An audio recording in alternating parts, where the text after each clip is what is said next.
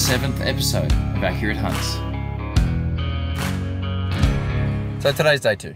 We're on the evening. We're on the evening. I feel like I have shot the worst I've ever shot in my life. Fucking cool. Yeah. And I'm not one to hide those emotions. so I'm trying to do something that I think is wholesome, that I think is helpful. And there are platforms like Foxtel that can help us achieve that by increasing our audience and giving us exposure. It's a long-winded answer. Like I said, sometimes my guests don't give me much opportunity to talk. So we say, we're going to go and learn how to glass that hill. And we were going to teach them how to glass the hill. What we failed to realise was we first need to teach them what the word means. Yeah. Before we teach them how to do. They're out there and they're like, now glass the hill. And they're like, oh, use my binoculars.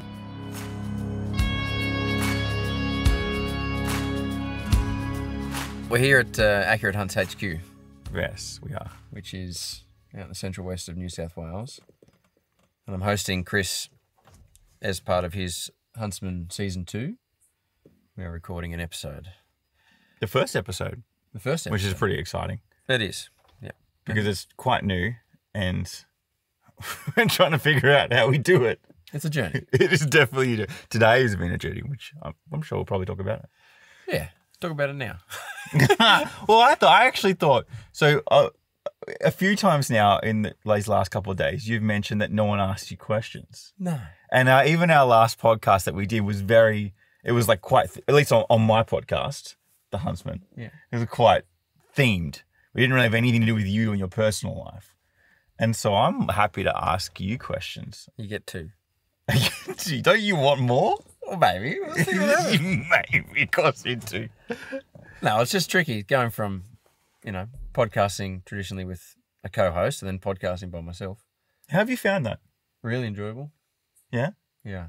Do you enjoy, maybe it's not an enjoy more or enjoy less, but I'm sure it's just very different. Well, I do enjoy controlling things and doing things myself my own way. Yeah. So that's nice just to have, you don't have to ask questions. So I work for myself outside of hunting and everything. Yep.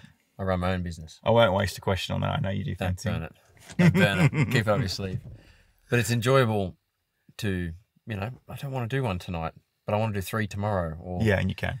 I really like that guest, so I don't have to ask someone, what do you think about that? I organise it. You're not as cheeky though. No. I think people miss the cheek. Yeah, well, you were very cheeky in your last podcast. I mean, some would say too cheeky. Yeah, well, you would say. No, I wouldn't. I love the cheek. There was a lot of opportunity in that one to just throw a match in and watch it burn and then sit back and let it go. Watch the bonfire. Watch the bonfire from a distance. And I am a pyromaniac, so that was fun. Yeah, it is true. But that was part of the magic behind. So for people, if you're watching this or listening to this and you don't know what we're talking about, Dodge used to be involved in a podcast called Endless Pursuits. It was a podcast between him and Matt. And I think some of the magic behind what made that podcast so successful and fun was the dynamic between you two. Yeah. And not just we ripped on the different. Yeah, you ripped. It did get a little bit like rippy. Yeah. And I remember listening to it kind of going, oh, these kind of jokes are starting to bite on both ends, like from both of you. And it was almost like the writing was on the wall at that point. But yeah, there was time. But yeah, so you have less of that rippiness in your new podcast. Yeah, I mean, but I feel like you get more out of your guests. Yeah, I do agree with that. And one of the things I talk about it a lot, and something I focus on is I actually don't do a lot of research going into the episodes. Yeah, on purpose. Yeah. I know the guest, I know the theme. I don't write anything down.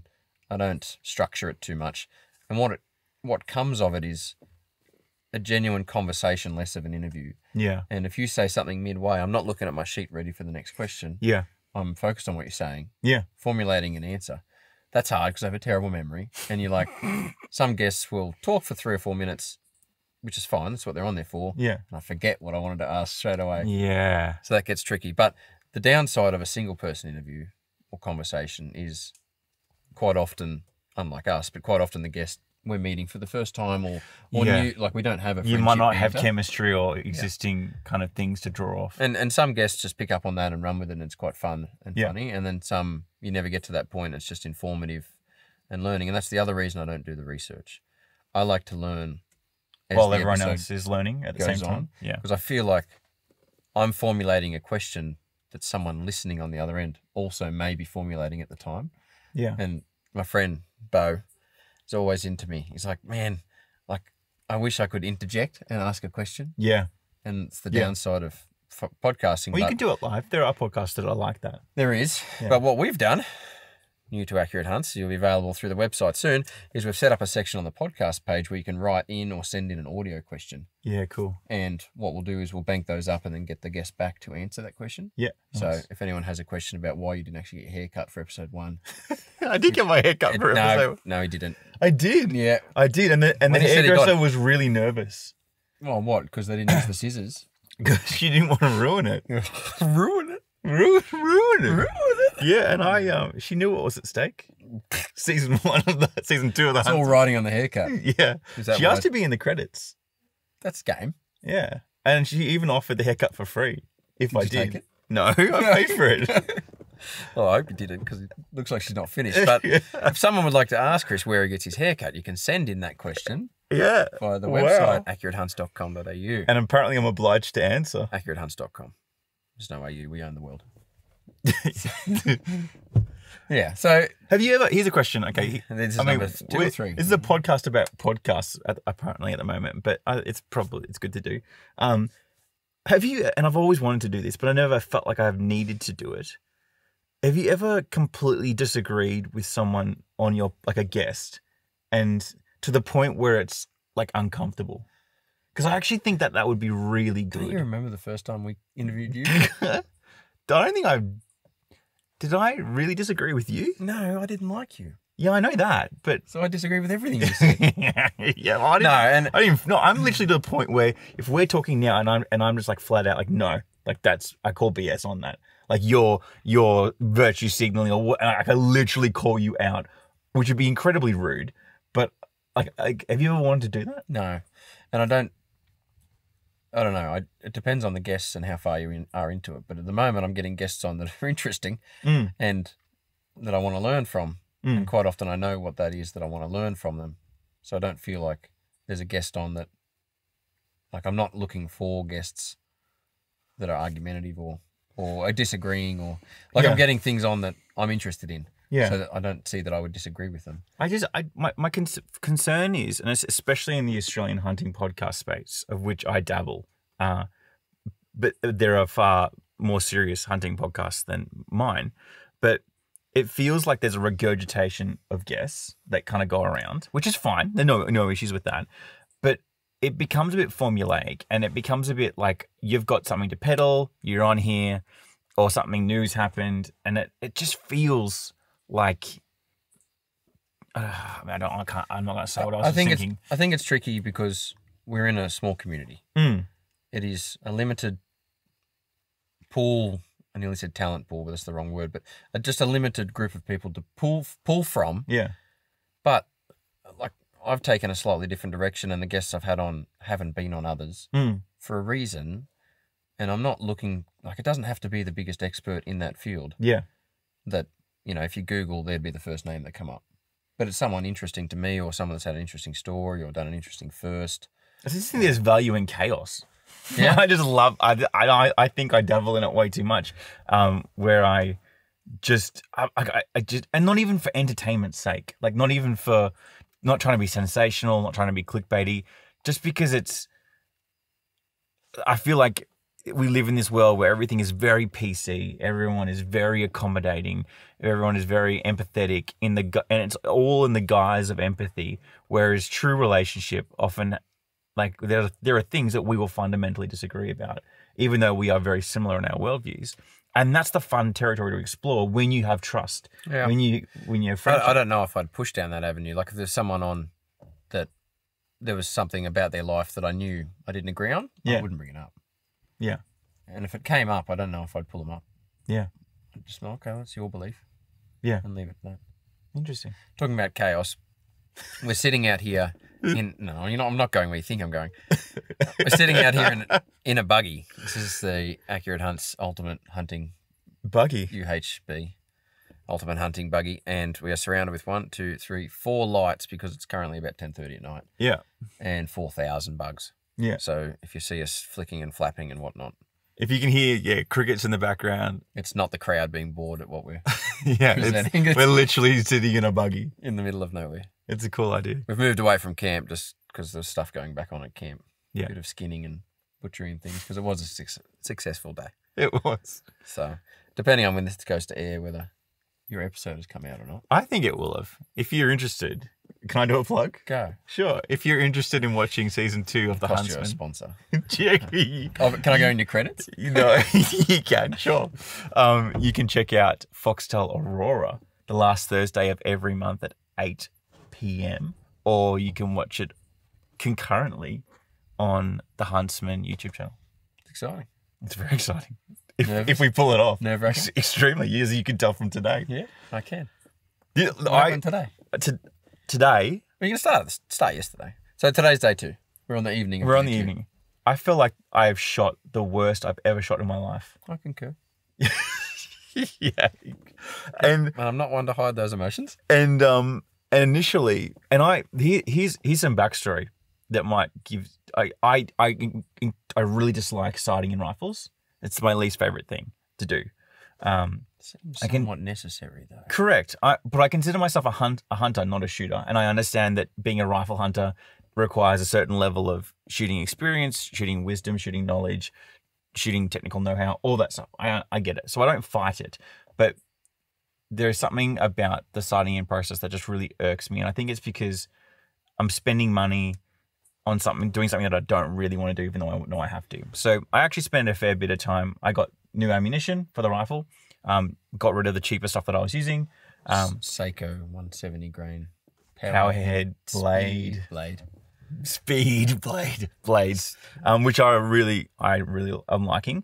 And I got a sled. They go really well whistling past animals. They do. I got a sled, and I got a different base, and I completely changed the way that I was doing sighting in, and I actually enjoyed it. But I was getting great grippings, everything was great. And so I put time in and got this gun shooting fantastic. Partly because I knew that the stakes were higher when we're filming a hunting TV show. And then to come out on the first day and just perform terribly is really hard. It's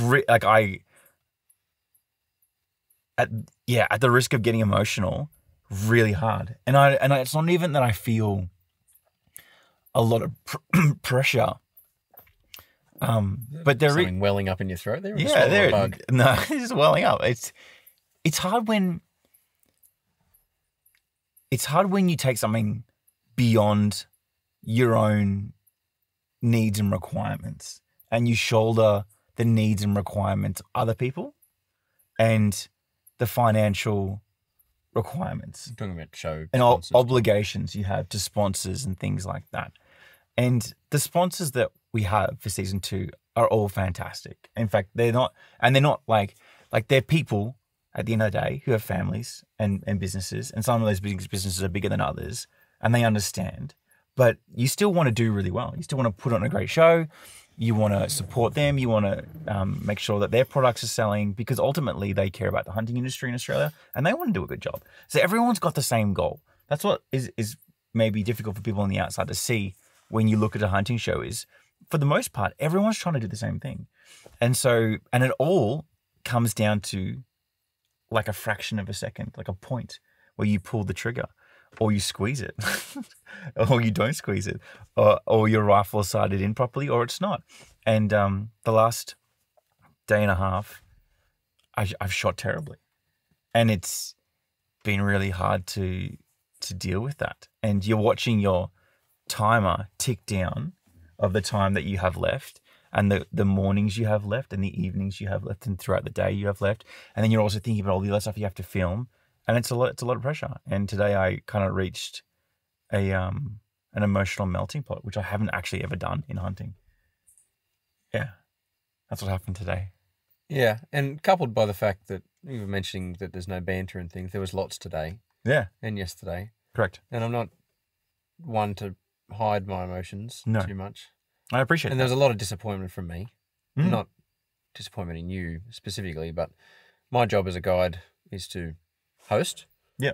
Provide opportunities. And provide opportunities. And then if the opportunity is lost, whether it be through miss or blown stalk or whatever happens, to me that was therefore unsuccessful. And I was like, oh, right, we've got to go again. And, deer don't present opportunities willy-nilly like goats do. Correct. And that's the focus of this trip, is to try and nab some deer. There's lots of goats here. We don't have to worry about that. There's lots. Yeah. But the deer, not in huge numbers at the moment. And we've had a few opportunities, and some have come okay and some haven't. So, yeah. You have to watch to find out what happens. We don't even know what's going to happen in the Well, we've still got 2 days, or day and a half. We've got a day and a half left. So we're halfway. And as Jessere, the cameraman, would say, shows need to go like this. But at the moment, we're like, easingly. If you're watching, or you've just watched episode 1 of season 2, and you're like, man, they milked that drama. Man, they just it's like, no, not at all. Very, very real. That story arc is very real. Gets left on the editing floor. Yeah, 100%. How much of my grief I gave you. Yeah. I mean, missing. It's a tricky thing. I don't actually shoot that often anymore because I'm with people. Yeah. Hosting people that are shooting. Yeah. So their misses is my miss. Yeah. And it's the same, but I look at it a little bit that if you're not missing, sorry, I'm getting smashed by bugs and mozzies, but if you're not missing, you're probably not shooting enough because everyone misses. Correct. Yeah. And just you've saved those up for this trip. It's hard when you shoot so well for an extended period of time, and then you kind of feel untouchable, right? And you don't put the thought in to that you might have otherwise put into making sure you're ticking all your boxes and dotting all your I's and crossing all your T's. And that's what makes it hurt even more. Like that when you're doing it really good, you're shooting really good, and you're shooting well under pressure. Like it's hard to describe to people how difficult it is to have to have all the pressure of a show and a cameraman and all this different stuff, and then to deliver that thing that is going to make the episode pop and do well. Why do it then? Because it's things that are harder worth doing, and communicating issues like this, or not issues, but realities is important. And because I don't feel that there has been enough content like this there's been certainly content in Australia about hunting, and there's some great hunting shows, existing hunting shows, fantastic. And I'm not saying that what we're doing is better, but I think but I want to try and make it better, and not even just to be like, wow, this is better. It's just because our industry, our culture, our community, I want it to be better.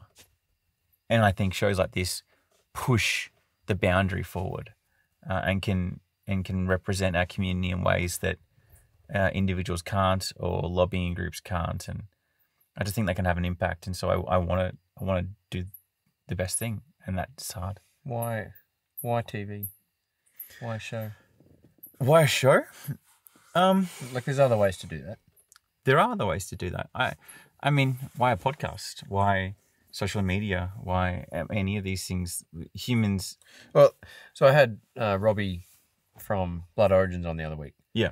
And he said when he first started, he's like, man, I want to be on TV. I want to have a TV show. Mm. And then he realized everyone was doing it. And this is America. It's a little bit different. Not everyone's doing it here. There's a lot of differences. Yeah. But that's what I mean. Like, why TV? Why TV? Like, what do you want to get out of it? Do you mean why TV, or why YouTube, or why video? What's the question? Because they're different questions. Yeah. Why TV? So last season you just did YouTube. Yep. Do you think it's to reach a wider audience, or?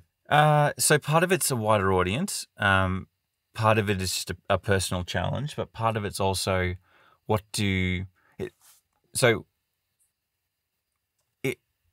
when you want to grow your platform, or grow your brand, or grow what you're doing, there's different pieces that need to work in synergy in order to allow that to happen. One of them is finances. So the second that you hire a cameraman or a sound guy or an editing person or a producer, whatever it is, those costs start to rise, and you need to find a way to offset those costs. Either the show needs to make money, or you need to go into deficit, or you just pay for it out of your own pocket and just that's the expense and you're willing to do that, or you get things like sponsors. And once you get sponsors involved, then that adds another piece that has different kind of gears and different teeth that need to move in a certain way, a certain frequency. So when you get sponsors on, they want to, like a TV, like TV is attractive to sponsors. And what's interesting and fascinating that I've found is that like Foxtel will have a certain audience and a certain size and demographic, and YouTube has a different size and demographic as well. But there's still something about a show on like a network that's kind of feels different. Even though it may be better, it may have a wider reach, it may not. But to some people and to some sponsors, it feels different. And that might be because it is. And Foxtel being the network? Yeah, Foxtel being the network, or Netflix or Stan or Binge or whatever it is.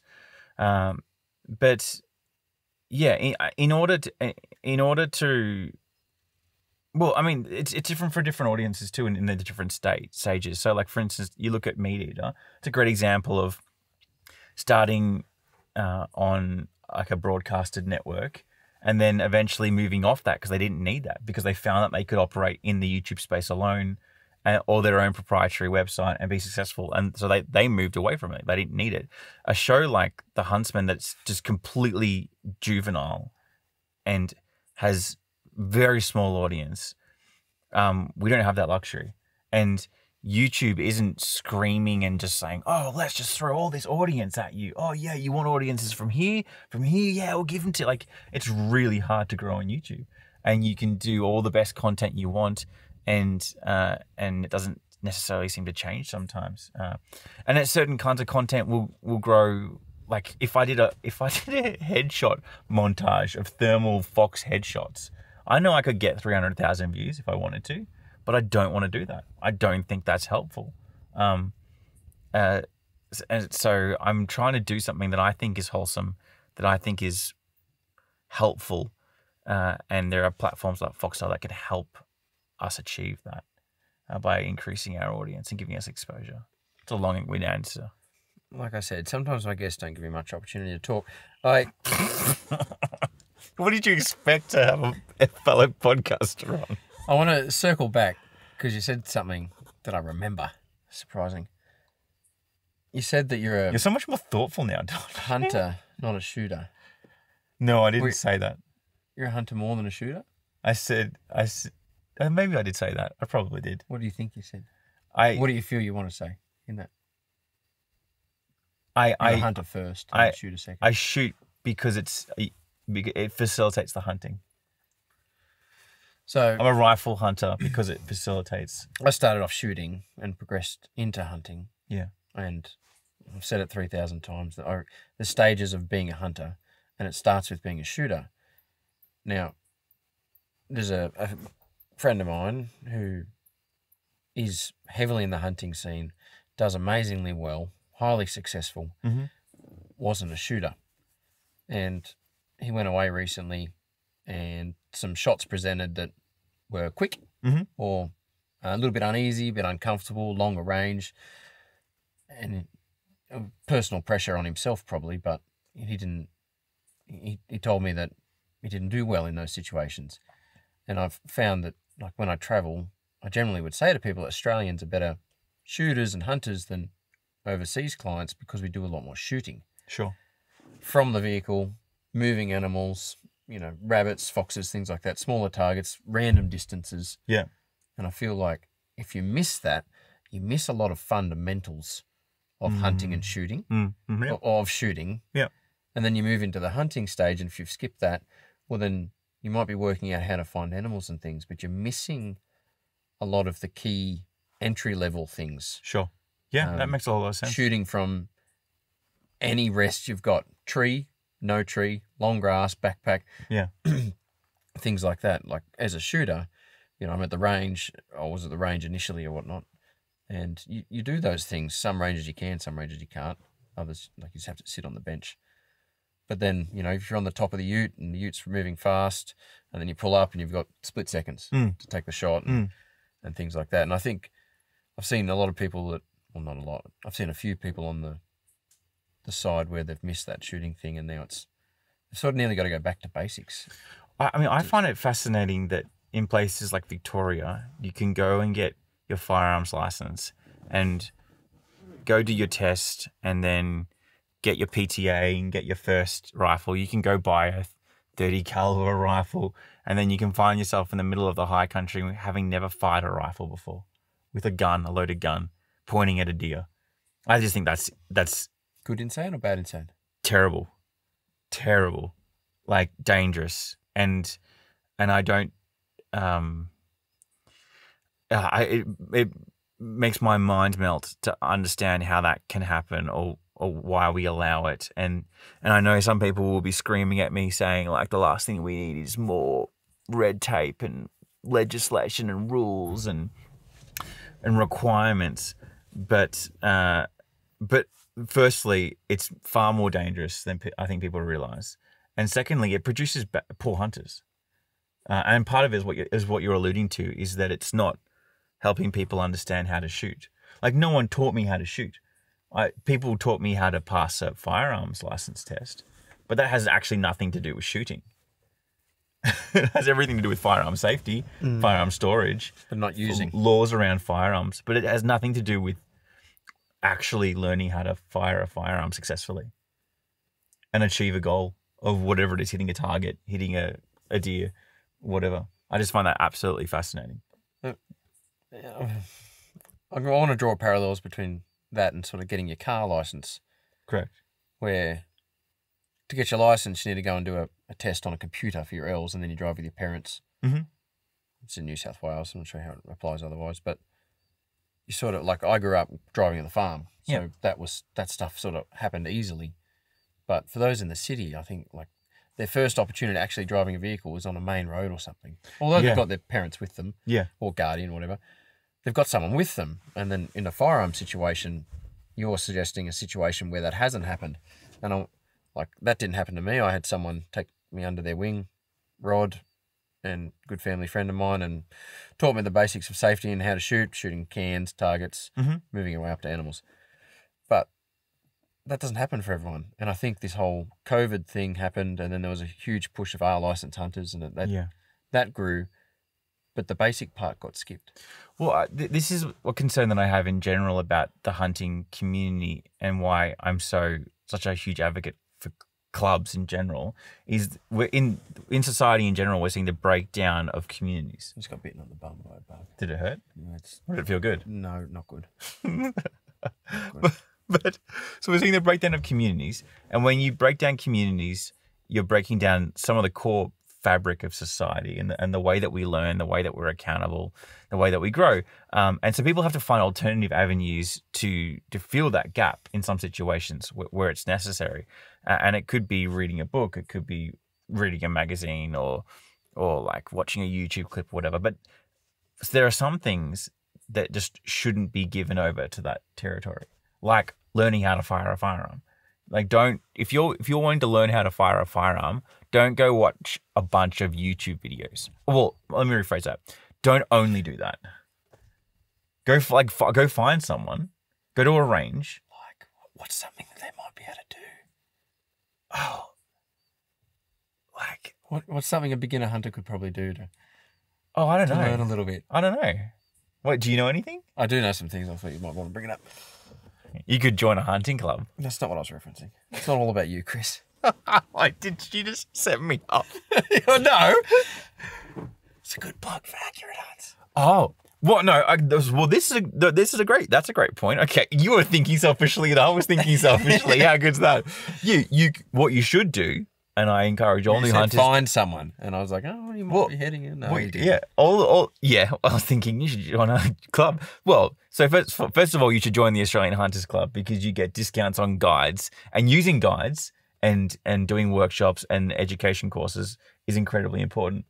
And I've said this for a long time. That's why I made Hunting Trips Australia, because I think every new hunter their first hunt should be with a guide. And I think that you can shave years off your hunting journey, progression by spending a day or two with a guide. And it's tiny little things that you'll learn, and it's huge, big things. And it's like pointing in the dirt and saying that's a print, and it's going in this direction, and it's this far apart because it's this, and what, like, just stuff like you can't learn online. So what have you learned this trip? What have I? Well, so I'm gonna put my foot in it and say I've relearned something, which is actually not true, because you can't relearn something. It just meant you never learned it in the first place. Although I've claimed that I've learned this, and I've told people that I've learned this, and I've told people to learn this, and so I'm an absolute liar, and I'm happy to say that. You should pretty much guaranteed always check the zero on your rifle before you're hunting, especially if you've driven somewhere new, especially if you're going after like an animal that's important or a trophy, or it's not just like going and shooting a bunny. Like if there's gravitas that's sitting behind the hunt and it's important, you should definitely go and zero your rifle. Even if you spend a lot of time sighting it in and making sure your ammo is good, because it's important, because things happen. And you can do all, here's a great example, you can do all the right things. You can spend all that time sighting it in. You can make sure you've got great rings on your rifle holding your scope on. You can put it in a hunting bag, in a soft shell case that's in a hard case, that like all that stuff, and it can still get knocked out by 2 inches, which at 100, which at 300, like that's a lot. That's a miss. That's a clean miss in some situations. A bug in my ear. Yeah, and that's important. What have you learned on this trip? To remember, the podcasting at night with lights is tricky. Dodge had this fantasy. He was like, wouldn't it be so cool if we did this? And now he's just like, regretting it. We might not make full time on this one. Getting smashed on the neck. It's going to be a half-hour podcast. We'll come back tomorrow in daylight hours. I've been reminded, I haven't done the filming side of it for a little while. Like I've done a lot of hunts in the last few years where it was clients or friends or whatnot, but not the cameraman. And I forget what it's like carrying those extra people around. And so quite often shots present quickly. Mm-hmm. That doesn't work for filming. Right. So today, for example, we were in some really thick, I say thick, it's a really cool part of the property where it's very thick timber, but it's very visible. There's no undergrowth. It's just trunks, and then canopy. You got corridors to shoot through, but they're slim corridors. Yeah, glimpses, fleeting glimpses of animals and things. And the ground has 6 inches of crunchy leaf cover. Yeah. I've had a bit of rain up here in the last 2 weeks, but this last week has been quite warm. It's still cornflakes. Everything's really loud. And 4 of us walking through there is loud. Yeah. And we had the wind in our favour, and we were still just seeing things running. Yeah. And these guys, there came a point where we were like, righto, it's the heat of the day. It was like 1:30 or something. Yeah. They pulled me up and they're like, we think that we should probably change our game plan and maybe... And I was like, look, okay, I kind of, like I had a goal, like I wanted to get to a certain point and we weren't there yet. And Dodge likes his goals. And I do like to achieve a goal. And I was like, yeah, like it's a bit, can't we just stay and shoot those deer over there? Yeah, you just and saw we something. were like on camera and I just happened to glance across and someone asked me a couple of courses ago, you told us to use our binoculars, but you don't use yours very often. And I don't in that situation. It's situational. In that tight cover with little glimpses, I'm looking for inconsistencies. Yeah, you're better off to find the initial point of data from like a flick of an ear. Or and that's what this was, exactly what this was. I literally saw, and it looked to me like, you think of a woody woodpecker hanging off the side of a tree, pecking at the tree. So I could see a tree and I could see this thing on the side of it moving. Like consistently. I was like, it just flagged my attention as inconsistent with nature. Odd. Yeah. And if it was woody woodpecker, I would have wanted to look at it. So anyway, why can't we go and shoot those 3 deer there? But you know what's interesting, and I'm not just saying this to save face, but literally like a minute or two before that, as we were having this conversation, I saw what I thought was a flick of a bird and you're like, oh, movement, and your eyes are immediately drawn to it. And I was like, that's just a flicker of a bird. And I didn't, because I was having a conversation, I didn't bother looking up, and I just put it out of my mind. But that was like the flick of an ear. Yeah. It was like the white of the inside of the doe's ear. And that's what it looks like, flicking. A magpie or something. Yeah, just like a little bird, like a little finch or a little sparrow or something. Just go, and then, confirmation with binos. But we were just lucky at that point. We had strong wind in our face. They were only 114 or something. Yeah. But they were across a little gully. It was quite windy, so there was a lot of noise between us and them. Yeah. So we were lucky, and you'll have to watch the episode to see what happens. Yeah. That one might make the editing floor. Look, it might not. We'll see. This is what's tricky about content in general. Well, I actually thought you've got a 24-minute show, and you need to run a story that has an arc, and you've got a lot of content, and a lot of it doesn't make it in general. But then also, you can overstimulate people. You can take people on too many emotional roller coasters. Is that why you're missing? Yeah, I'm just trying to I'm not trying to overstimulate people. When you say arc, you mean that arc. One arc. Like that. You don't want to go that. You don't want your show to dive off at the end. Yeah, exactly. You want it to be on the rise. That shot was not on the rise.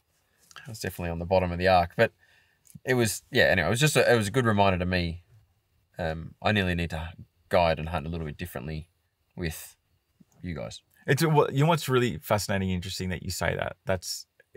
And I knew that you would be like this, in that you would have that presence of mind and realization, because when we've hunted with other people in the past, they're just in guide mode, and they're like, I'm just guiding, and you're like, and often a guide will take control because that's their job, and they want to take control, and they need to take control, for varying degrees, depending on who the client is and what they're doing. But it's like, that's not what we need. We don't need you to control. In fact, we need to control it to some degree. We need to tell you when to slow down. We need to tell you when we need to do a shot from here, or when we need to explain something, or whatever it is. What we need you to do is like give us the best opportunity to get on an animal. And there's been times in the past where a guide has pretty much dictated the whole episode because we're only we were during season 1 last year. We didn't know really what we were doing, and to be honest, even Jess Ferrer's only been towards the end of the cameraman towards the end of that season. There were times where it was just me, and I just didn't feel confident enough to take the reins, and because guides are so confident, because they have to be. They have to get you on. They have to do something very, very difficult and get you onto an animal. And it's very difficult when you've got 4 people crunching through the bush. It is. It's noisy. But I don't know. I have a bit of understanding of those things, and I can see, like, if something's going to present and I'm going to tell you something, I'll say, yes, right, come here. Yeah. I'm going to tell him we're going to do this. Yeah. And then that's what you see on film. So we're not repeating stuff. We're not making scenes up. No. All I'm doing is saying, cameraman, I need you here to... In fact, some of what we are consciously trying to do... Huh? Yeah, that noise? Yeah. Something that we're consciously trying to do in this season is try and actually break that third wall down even more, and just be like, we're making a show. People know we're making a show. We're not going to hide the fact that we're making a show, because you can very much film it in such a way. And like, for instance, Meat Eater would be an example of this, where if you become so deep, you can get to the point where you're so deeply engaged in the hunt that you feel like you're just a person in the hunt and there's no cameras. And that's great. But there's a lot of work that's required, a lot of not faking, a lot of recreating, a lot of angling, I'm going to say positioning, to make sure that you can feel that way. Can you ever watch TV again the same? Me, no, not at all. I can't listen to music the same as well. I mean, I have a background in audio engineering as well, and whenever I hear music, I hear the components. I hear different instruments. I hear how they're mixed, how they panned. I hear EQing. I hear little interesting effects. So there's different theories of music. I don't hear music. I hear none of that. You just hear... That's not what I hear. I love music. It's in the background. Don't ask me what I listen to, because I don't care. As long as there's something in the background. Mainly Taylor Swift. No, but I don't pick up on those things in the background. I remember like doing the previous podcast where Matt would, he was the same. He would pick up on things and edit them out, and I was like, oh, did you need to? He's like, yeah, you can really hear it. And I was like, no one with the untrained ear couldn't. Yeah. But the audio quality was great. what was produced. So yeah. No, I don't know what else I've learned. I probably learned that. No, I can't bag you out yet. Yes, you can. No. Go on. No, hiding emotions is tricky. Hiding? Are you hiding your emotions? Yeah. Frustration and being visibly disappointed that you missed stuff.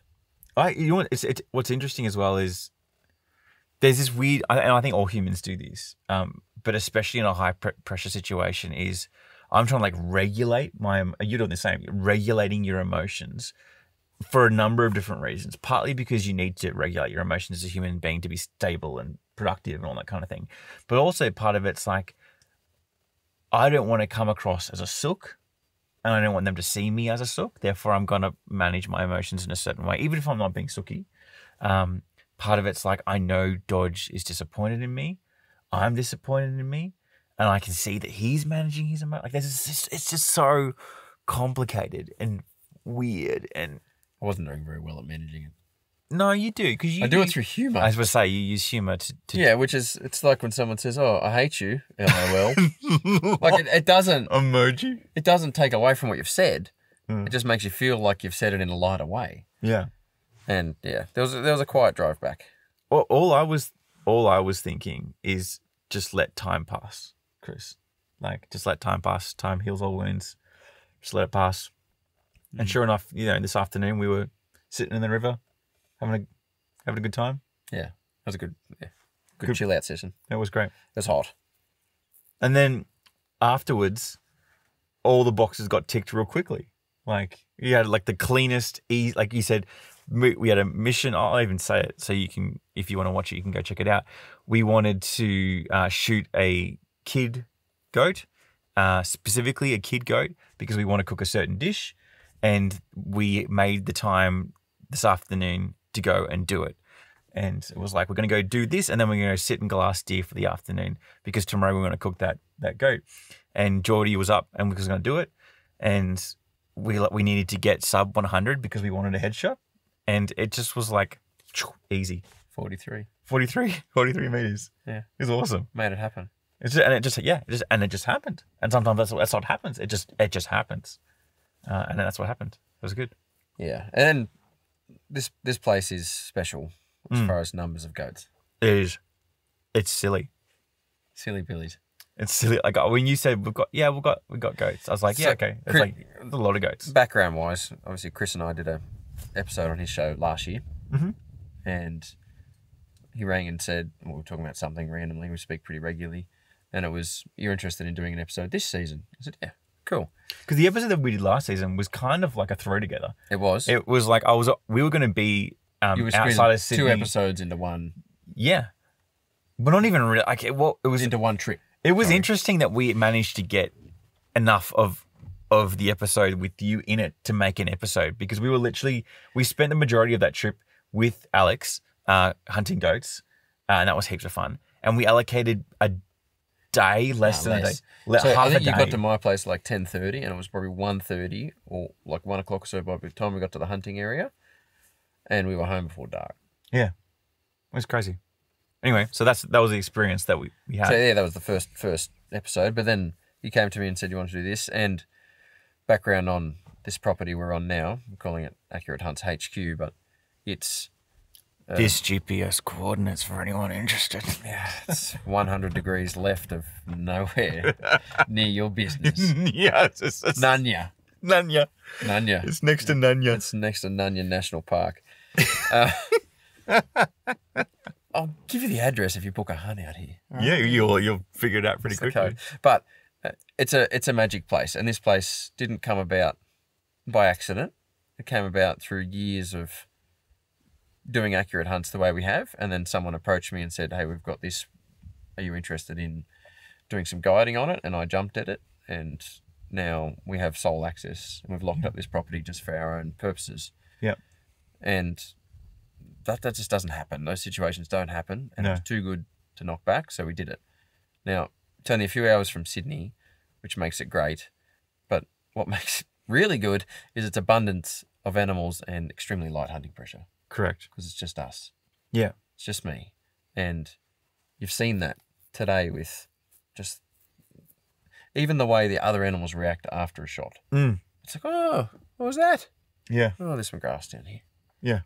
Yeah. Or other animals turn up that you didn't know were there. Yeah. Yeah. And it's got just gorgeous terrain, interesting terrain. It could be easy. It could be hard. Diverse terrain. Like what I've been conscious of as we've hunted these last 2 days is putting myself in the mindset of someone who's doing your course for the first time. And I've been thinking, and I think I even said to you on the first day, I'm like, geez, this is just like the best place to do a hunting course. Like if I was new to hunting and I wanted to learn and I knew all the things I know now, I'd be like, oh my goodness, this is awesome. Like it's, and I guess people probably have that experience, but. And the tricky part is trying to manage their expectations because they leave here and I need to explain to them what you've just experienced is not the norm. It's pretty special, yeah. It's not the norm. Yeah. Like I've been doing this for, I don't know, 10 years, 12 years, 15, whatever.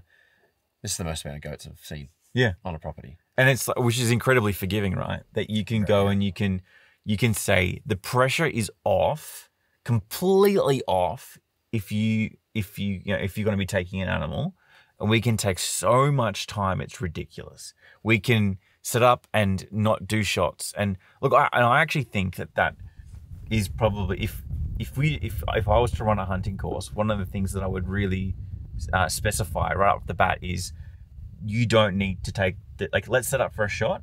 If you're not 100% confident, let's not do that shot. Sure. And I'd rather you do that 3 or 4 times, which can't happen when you're in like a state forest and you're seeing a deer fleeting. You've got to take that chance and learn the hard way.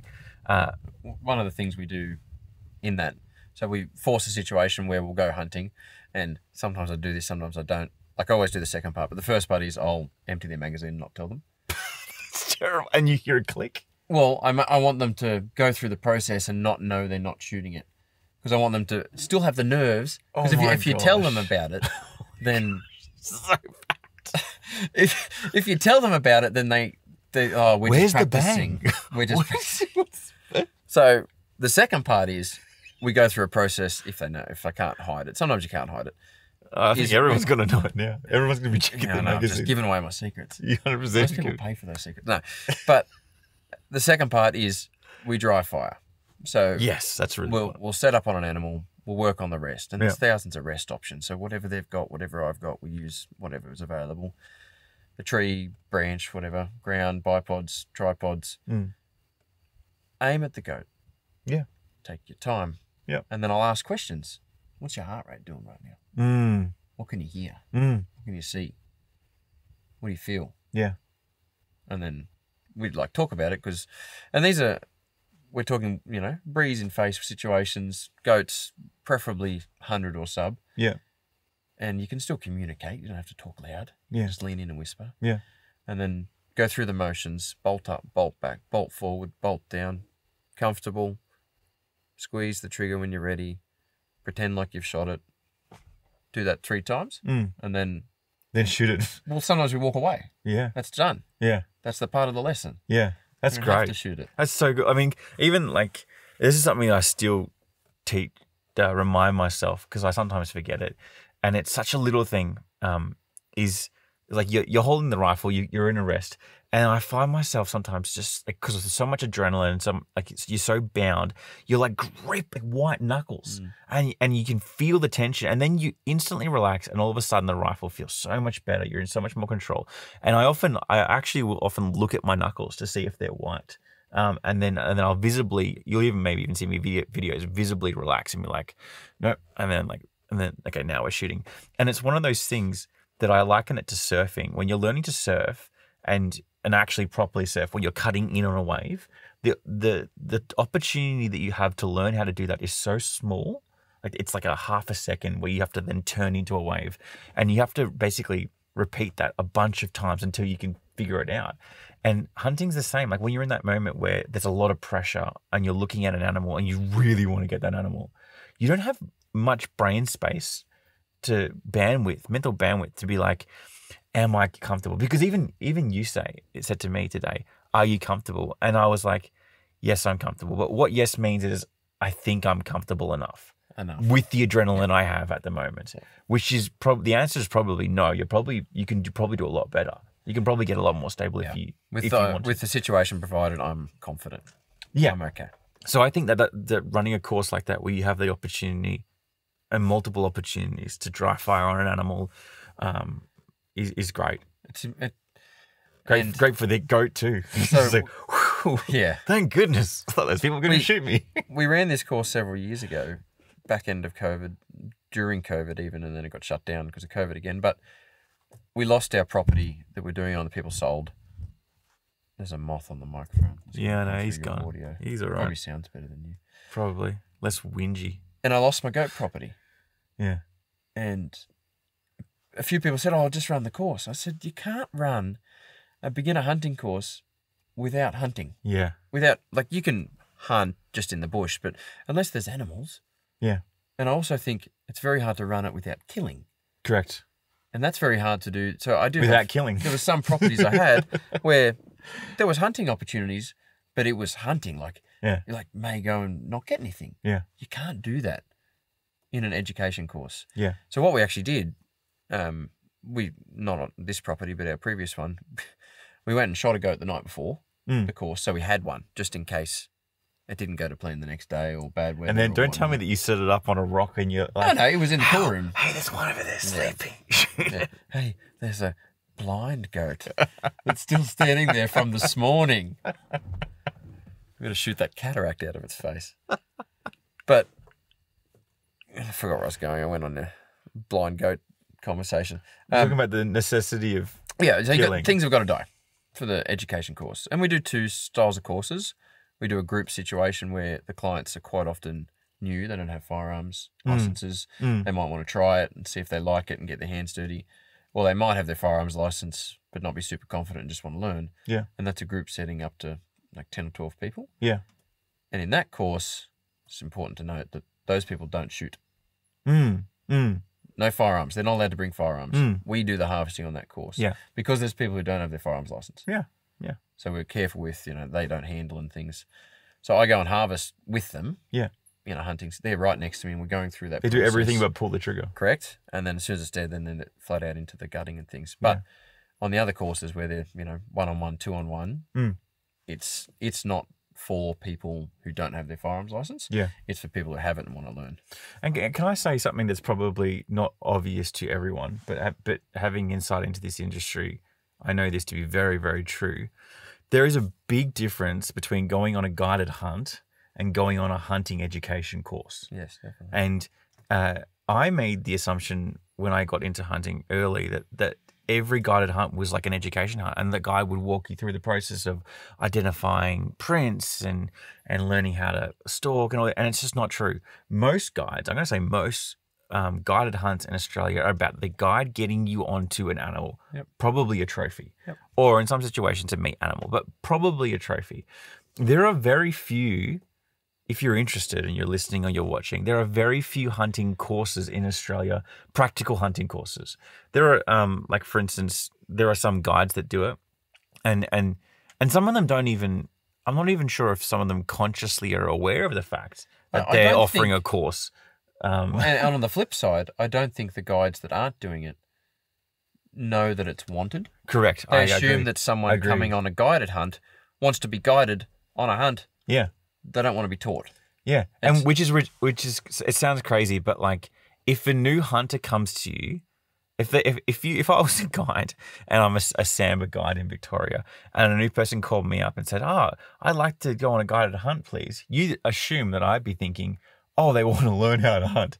But that's not what a lot of guides think. They just think, you want me to guide you onto a Samba stag. Because clients of the past, if you said, that's it, they'd be like, yeah, I know. Yeah, exactly, yeah. I've shot 20 things. Yeah. They're just there for the trophy. Yeah. So, yeah, it's managing expectations. I mean, for a lot of them even as well, and I actually, when we've filmed with guides in the past, I like to tease it out of them. And because for a lot of them, it's all up in their heads, and they're just like any hunt, they're just processing data. They're making little micro decisions. They're reading the environment. They're making, and then and so for instance, I'd be hunting with someone like Gordon from Northeast Experience, and you look at a print, and he's like, there's a print, and you're like, oh, cool. Like, what can you tell me about that print? And he's like, oh, well, I can tell you that it's, it was made this morning. I'm like, how do you know it was made this morning? I know it was made this morning because you can see there's a blade of grass that's been indented into the print and it hasn't sprung back up yet. It will either spring back up or it will wither. And that's how you can tell. And I was like, that's really useful to know. But like, he wouldn't have told me that. Yes. Just off the back and said, hey, look at that. From a guided point of view, that's not important. No, he's just like, he knows what that data is telling him and he'll make an informed decision regarding it. I don't actually need to know it as the guest, as the client for him to be successful. In his guiding. He doesn't offer education. The courses we do with medium experienced people are actually harder because they know a little bit of information. Can you tell us some stories? No. You already told me some stories. Tell me which one.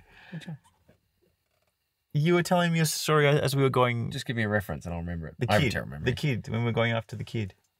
Yeah. You said there was 2 people with you, 1 person. I'm not even going to go there, Dodge. If I have to spell it out for you. Which one? No, it's all right. Don't worry about it, mate. Didn't listen. That one? You didn't listen. No, the client. Oh, there was that one. Yeah, that was a good example. Go with that one. Well, it was. No, I still don't know what your other one was. I want chaos. I want to feel the fire. Anyway, so 2 clients hunting, and I said to one education, beginner education guided course. I said, I need you to stay here and stand still. We were on what the situation was. We'd spotted 3 goats in front of us, and they were about 180, 200 meters away. Between us and them was grass. And sort of knee-height grass, a bit less, but it was flat. And they couldn't see us because we'd just crested over and I just spotted them. But from there further forward, we were in full visibility. Yeah. So I said, because I had one that was going to shoot next, I said to him, you're going to come forward with me. And number 2, I need you to stay here. Now, I'll recap that after I tell the rest of it. So that's what happened. He stayed there and we moved forward. Now, in the moving forward, we belly crawled that whole way. I had camera and tripod, and Hunter had gun, and I don't know, he was carrying something else, his binos or something. And we were sort of side by side the whole way, and we made a really good stalk, and we got into this log, and we were 70, I think, from these goats. 2 of them were bedded, and 1 of them was standing, and the one we wanted to shoot was bedded. So what we did was we waited. You run out of battery. Yeah. I'm going to change the battery. Okay. Pause the story. What a cliffhanger. What's going to happen next? Tune in to find out more. So, we'd moved in and we were up on the log. Number 2's behind you. Number 1's up with you. Right next to me. Belly crawled. We're at 70. Bedded goat was the one we wanted to shot. We were very calm. This was our dry fire situation. So, it was bedded and we were going to shoot it when it was standing. So, we were just waiting. But we dry fired on it a few times and he was very calm, comfortable. We had a very good rest. He had a pretty heavy gun. But we had a very good rest on this log. And all of a sudden, goat number 3 stood up and pinged us. Full alert. For no reason. Wind hadn't changed. Nothing had changed. I was like, man, that's okay. Whatever. That's odd. Not too much of an issue because we actually needed to stand up to shoot it. Yeah. I said, just get ready. Number 3 to the left is the one we want to shoot. It's starting to look alert. It's not looking at us, but it's looking at the other one thinking, why are you alert? So it went to stand up. And in doing so, it sort of stretched. They sort of it hopped up with its haunches first and then, arched its back and had a stretch and then stood up, pinged us. I was like, we haven't moved. What's happening? Yeah. For some reason. Is it my cologne? Definitely not. For some reason, I looked over my shoulder and hunter number 2 was like 10 meters behind us, standing up. I had nothing. And I said, anyway, so I just glanced at that and looked back and I said, shoot them now, they're about to run. Yeah. And he was already on it, he was comfortable, we'd done the processes and perfect shot. Yeah, dropped it on the spot. Beautiful. Shoulder shot and it, dropped on the spot, rolled over and kicked and that was the end of it. And nothing really happened about old mate behind me immediately because of the situation, we were all happy and whatnot. And then we approached the goat and I said to him, what were you doing behind us? He said, I couldn't see. So to me, I gave him an instruction and he not disobeyed, didn't listen, whatever. Yeah. But also to me, I was like, man, you weren't clear enough with your instructions. Yeah, correct. So it was a learning experience for me. In hindsight, and now, sorry to everyone coming in the future, you're going to get a conversation of, I'm going to ask you to stay here now, and this is why it's important. And if you come further forward and you ruin this opportunity, we may not get another one. So I'm going to ask you, please stay here. I'll show you the video later. That's what you're going to get. But his response was, I made it stand up and you shot it. So he sort of created the situation, which in fairness, exactly how it happened, just didn't need to happen that quickly. Yeah. So I learned that. And every time we do one of these courses, I learn. Yeah. Because the very first one we did, we used terms, like hunting terms. I can't even think of any, if you can think of one right now, that's just normal for your and my conversation. Well, glassing. Glassing is a great term. So we'd say, oh, we're going to go and learn how to glass that hill. And we were going to teach them how to glass the hill. What we failed to realise was we first need to teach them what the word means. Yeah. Before we teach them how to do. They're out there and they're like, now glass the hill. And they're like, oh, use my binoculars to look at the opposite hill. I left them in the classroom. Yeah. So every time we do a course, we learn, it reminds us to scale back the discussion, which in turn makes it longer. Yeah. Can stretch the course on. But it sharpens you. It does. It reminds you what you've forgotten. Where can people go if they want to book a hunt with you, a guided hunt or soon, education course? Inside scoop. Soon you'll be able to do it on Hunting Trips Australia. Yeah, huntingtrips.com.au. .com.au, because he doesn't own the world. But alternatively to that, accuratehunts.com, no AU. And we've got a pretty extensive website. You can also buy merchandise on there, because to support show, what do you say? What do I have to say? to keep a show like this running. To keep a show like this independent, we need money. Yeah. This stuff's not free. And don't feel bad about asking for that. Nah, it's not asking for money, but there's merchandise available if you want to look sick and wear some new. I like that. I like that better than your other one. Like the design? We're running out of light out there. ANH hats, Accurate Hunts hats. We've got shirts and hoodies too. But yeah, so the hunting trips are on there. The education courses on there, short and long. We have no date sets on those at the moment. So the way it works is you put an inquiry in. Yeah. Which is the same as Hunting Trips Australia. Just express your interest in coming along. Ask questions if you have them. So on there we've got a brief outline on the course, the costings, what's included, what's not. The courses vary in what's included depending on the client. Sometimes we do full catering, like we are this trip. On the bigger courses, that's what we offer, because there's 12 or so people. You can't have 15 people eating different dinners. Yeah. On the smaller courses, we usually provide dinner, and that's a game meat-based dinner. Like tonight, we had wild pork thingies. Good. What were they? Wraps, sliders. Corn fritters. Anyway. Beautiful. Chimichurri. Slow-cooked wild pork shoulder. It was amazing.